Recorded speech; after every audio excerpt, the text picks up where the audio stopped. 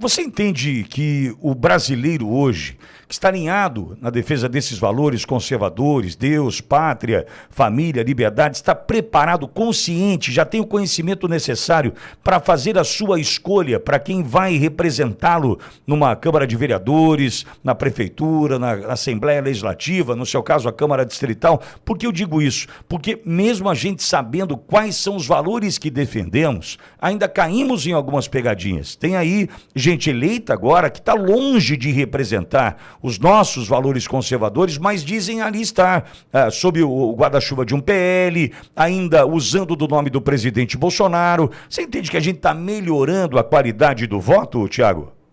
Não tenho dúvida, Pitoli. A gente passa por um processo que começou ali na década de 10 e que está em curso, né? A gente precisa ter perseverança, precisa ter firmeza, e isso vai se depurando naturalmente. Como é que eu vejo isso tudo? Até bem pouco tempo atrás, a direita não existia.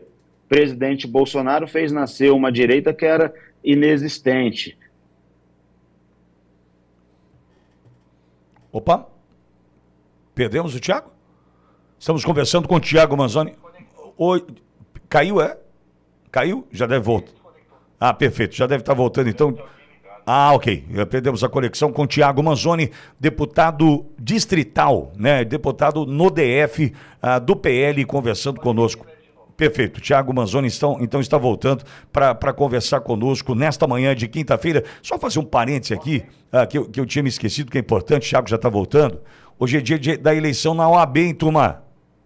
Hoje é dia de eleição na OAB, hein?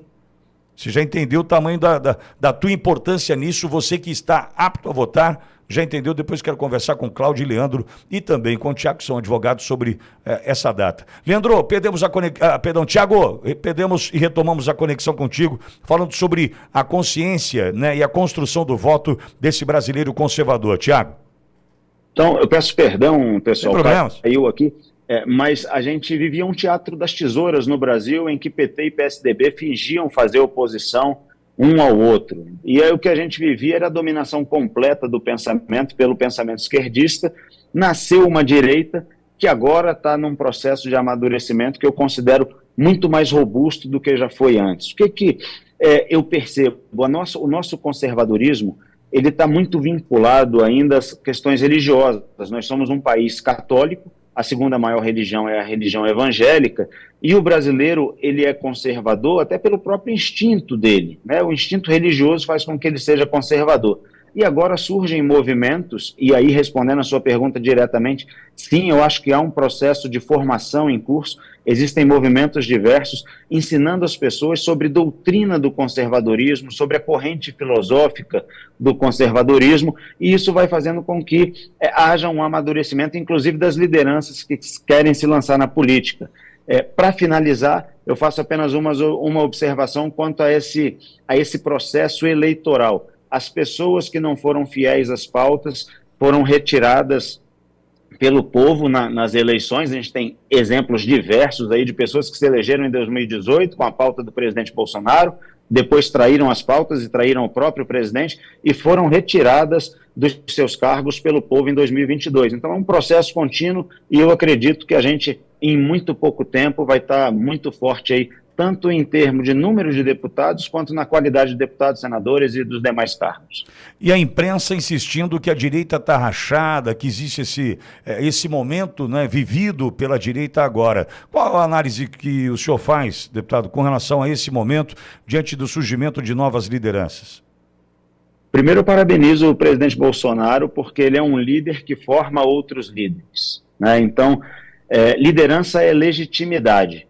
Qual é o líder legítimo da direita no Brasil? O presidente Bolsonaro. Foi ele que começou o movimento de direita, é ele que forma essas outras lideranças. Então não existiria hoje um Tiago Manzoni, deputado distrital, se não houvesse a liderança de Bolsonaro, não existiria Nicolas, não existiria Gayer, Bia Kicis, esses outros expoentes que hoje estão pelo Brasil inteiro. André Fernandes, o fenômeno lá de Fortaleza, um jovem de 26 anos, então, o presidente Bolsonaro tem uma grande virtude que é formar outras lideranças. E isso faz com que nós tenhamos hoje no Brasil inteiro líderes de direita, todos caminhando sob a liderança do presidente Bolsonaro. Essa história de racha, de divisão, eu honestamente não acredito que isso aconteça. É claro que existem pessoas que querem rachar, que querem dividir. Essas pessoas, elas não perduram por muito tempo. Vou citar exemplo aqui de parlamentares que estiveram em 2018 e que quiseram tomar essa liderança, né? Se elegeram em 2018 e quiseram tomar essa liderança. Vou nem citar exemplo de parlamentar, vou citar o exemplo que aconteceu com o governador de São Paulo, então governador de São Paulo, João Dória, que quis competir na liderança da direita com o presidente Bolsonaro. Não tem legitimidade, foi retirado do poder político pela população de São Paulo.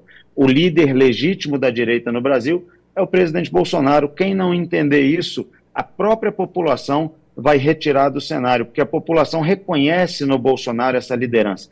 E reconhece porque ele foi a pessoa que teve coragem de vocalizar o que o brasileiro é.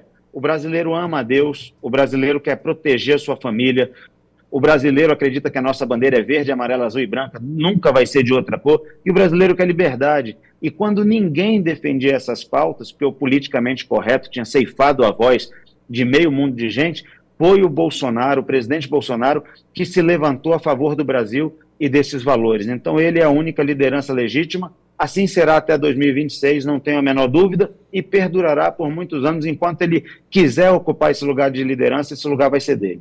Agora, Tiago, e a importância da vitória de Trump nos Estados Unidos? Você vê que, de fato, Trump passará a ter um papel decisivo diante de tudo o que acontece no Brasil, Tiago? Pitoli, a vitória do Trump, ela acontece logo depois de uma vitória esmagadora da direita nas eleições municipais. As eleições municipais aqui no Brasil apontam um eleitor, cidadão médio, cidadão comum, completamente afastado e dissociado das pautas de esquerda, tanto as pautas econômicas, que a esquerda destrói tudo que toca, quanto as pautas de costumes, porque o brasileiro não engole essas pautas identitárias, e um alinhamento às pautas de direita. Basta a gente ver que o partido que mais cresceu foi o PL, o partido mais votado para prefeito no primeiro turno foi o PL, o partido que mais cresceu proporcionalmente foi o PL, e o brasileiro abraça as nossas pautas. O mesmo aconteceu nos Estados Unidos agora, e aquele mapa que se tem dos Estados Unidos, onde o vermelho, que lá é o Partido Republicano de direita, vence, e onde o azulzinho vence, a gente vê que a vitória foi esmagadora. A vitória é uma vitória que nos 7 estados pêndulo o Trump venceu, quer dizer, são aqueles estados que às vezes votam à esquerda, às vezes à direita. O Trump venceu em todos. O que o eleitor do mundo está dizendo e por que até a imprensa chama isso de uma onda conservadora? O eleitor do mundo está dizendo que não aguenta o progressismo, o globalismo, essas pautas do Foro de São Paulo que vocês debatiam antes de eu entrar aqui para ser entrevistado. O eleitor não quer isso. E o eleitor está retirando do poder quem adere a essas pautas. Eu acho que a eleição de Trump vai se refletir aqui no Brasil em 2026 com a eleição do presidente Bolsonaro, que eu acredito que estará elegível, mas eu acho que principalmente vai mudar o cenário das relações de política externa. Eu via vocês debatendo aí sobre as alianças que o Brasil tem feito com a China, etc. Eu acho que a eleição do Trump lá nos Estados Unidos vai reorganizar as forças na política internacional e vai trazer para o Brasil, eu acredito, um freio de arrumação. Só lembrando, para finalizar, que o Trump, que foi eleito lá, foi tão perseguido judicialmente quanto é o Bolsonaro aqui. A mesma perseguição que a gente vê aqui ao presidente Bolsonaro e à direita, o presidente Trump foi alvo dela lá nos Estados Unidos, uma perseguição judicial, uma perseguição midiática dos grandes veículos de comunicação dos Estados Unidos, e a resposta do povo, da população americana, veio nas urnas, dando para ele uma vitória esmagadora. Eu acredito que o mesmo processo vai acontecer aqui. Espero que o presidente Bolsonaro esteja elegível, até como uma medida de justiça, porque não há nenhuma razão para ele estar inelegível, e que ele vença as eleições. Já estamos trabalhando para que isso aconteça.